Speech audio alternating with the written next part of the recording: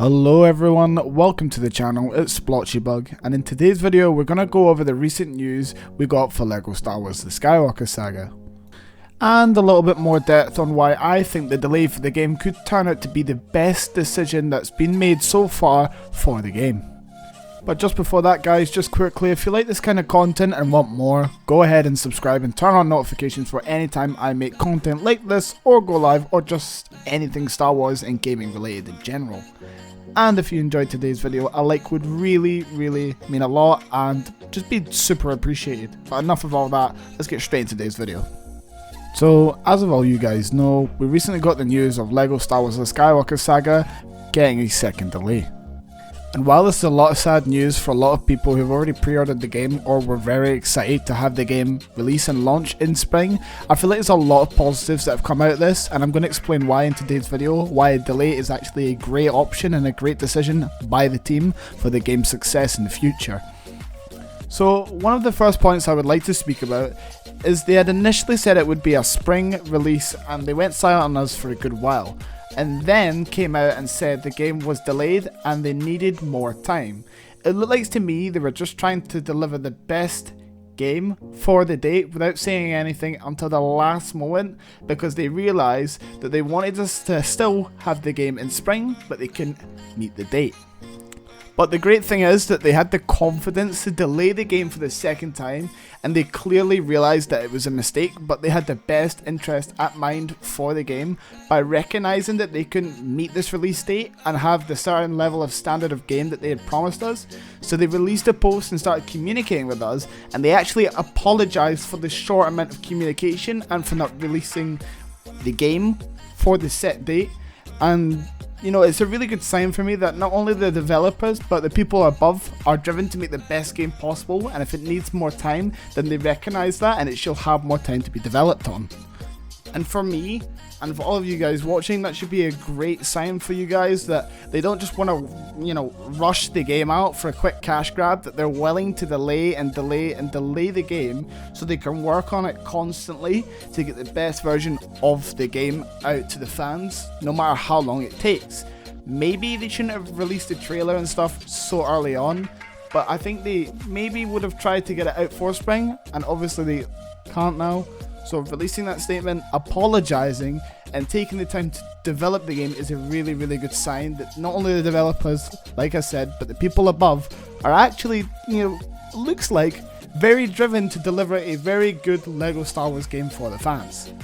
Now, onto my second point that I wanted to get on and, you know, just talk a little bit more and just sort of develop on, was the fact that there's been multiple times and multiple occasions with other games that are rushed and released so quickly, you know, things like Battlefront and even Cyberpunk 2077 recently have both came out and been completely flawed. And like I said previously, with the LEGO Star Wars The Skywalker Saga game being delayed, hopefully we'll not get those same issues that we had with those games in the past. Things like buggy servers, but not servers because it's obviously single player, sorry, but more like the buggy games, the bugs, the glitches.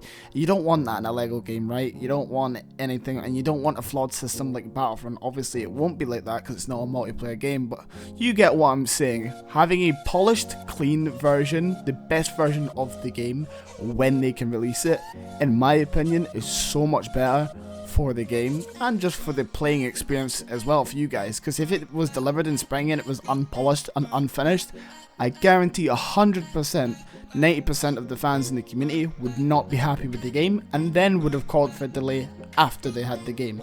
So the fact that they have, you know, delayed the game to work on it because they know themselves it's not finished is another reason why I think it's really good that the game's actually taken that step into delaying itself for a second time.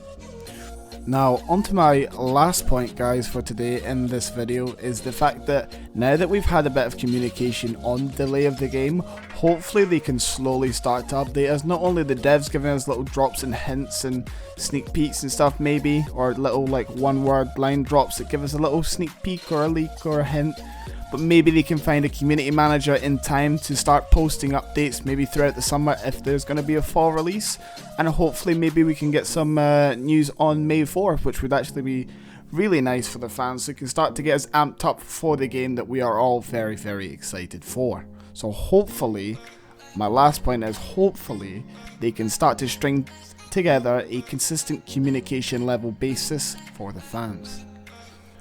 But that's going to do it for today's video, guys. Let me know in the comments what you think. If you're on the same page as me, do you think it's great that the game's been delayed? Do you not like it? Do you wish you had it in spring?